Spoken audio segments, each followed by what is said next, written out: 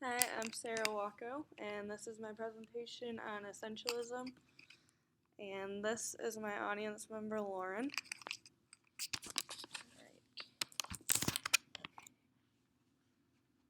Alright, so my presentation is on essentialism in the classroom, which is an educational philosophy. So a little background on essentialism. Essentialism was founded by William C. Badgley, and he believed that knowledge should be taught systematically and follow a routine. So basically, you teach the essentials, or the basics, to aid in success, and you also help establish character and morality in children. In order to continue on in this educational system, you have to understand the basics. So if you don't know, if you're not at the level of where third graders should be, you cannot move on to fourth grade. And it stresses the application of knowledge in the real world. The biggest part of essentialism is that at the end, they want everyone to be able to apply the knowledge that they learn in the classroom to real life situations. So a quote that I have here from William C. Badgley is, "Essentialists hope that when the students leave school, they will possess not only basic skills and an extensive body of knowledge, but also disciplined, practical minds capable of applying schoolhouse lessons in the real world." So like I said, they want to be able to transfer the learning that's done in the classroom into real life situations.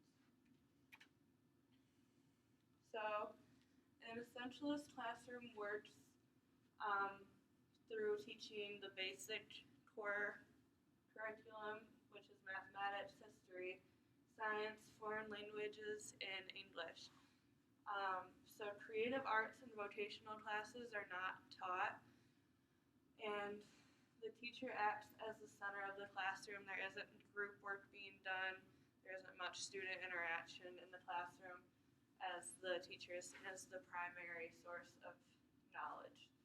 So teachers not only teach, but they aid in character, respect, and morality building in students, just teaching what's right and what's wrong.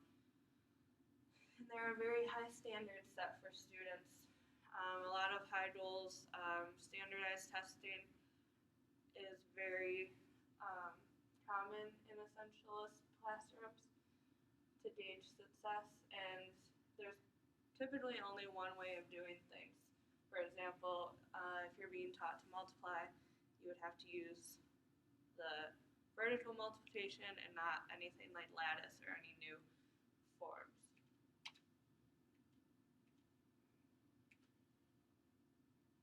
Alright, so an essentialist classroom looks like the typical classroom with the desks separated in rows, and the teacher acting as the center with student participation. So the students are facing the front of the classroom towards the teacher rather than being facing other students in a group environment, and individual work is focused on rather than group work by doing this. So the work being done in an essentialist class, what demonstrates essentialism in math, for example, would be this problem of vertical multiplication, because this is the standard and traditional way of doing things. You wouldn't see lattice multiplication in essentialistic classrooms because it's more modern, and it allows for differentiation of student learning, and the goal of essentialism is to keep things pretty much in a cookie cutter basic fashion. So the pros and cons of essentialism. The pros include uniform methods of learning, which allows for less confusion. So since people are learning the same way, there aren't going to be questions that confuse other students trying to learn. You're focusing on core subjects, which limits distractions. So if creative arts more in the mix, maybe a student would focus more on the creativity rather than their basic core subjects. So limiting that, restricting that keeps them focused on what is seen as the essentials. Students can't advance without understanding, so classes are filled with students who are at the same level rather than having people at higher and lower levels when they reach different grades. And then the cons of essentialism are that students don't have freedom to explore because they aren't able to look into different vocational classes, or they aren't able to express their creative side in the arts. And learning styles aren't taken into consideration, so they're all being taught in one particular way. If you learn through hands-on work, that's not accounted for, or if you learn from just doing something, that's not really taken into account either. So students, like I said, have no outlet to express creativity, and accommodations are not made for struggling students such as 504 plans or IEPs.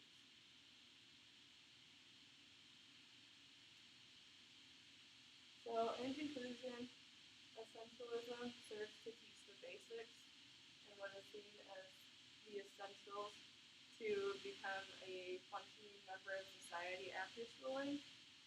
Students are restricted to learning core subjects, creative arts and music and anything like that are non-existent in these types of classes, and teachers serve as the center and role model of the classroom. So in my opinion, I think that I agree with the fact that teachers should facilitate learning. However, I don't think that should be the end-all be-all. I think that group work should be encouraged also, just to have students learn how to work with others. I think that not including creative studies or vocational opportunities does more harm than good, because if you allow creative studies or vocational opportunities, you would allow these students to explore their interests. Learning styles must be addressed because some may not learn as well as others if they're only learning that one set way. And then I think a well-rounded education should encourage creativity rather than discourage it. And then this is my work statement, and that is the end of my presentation.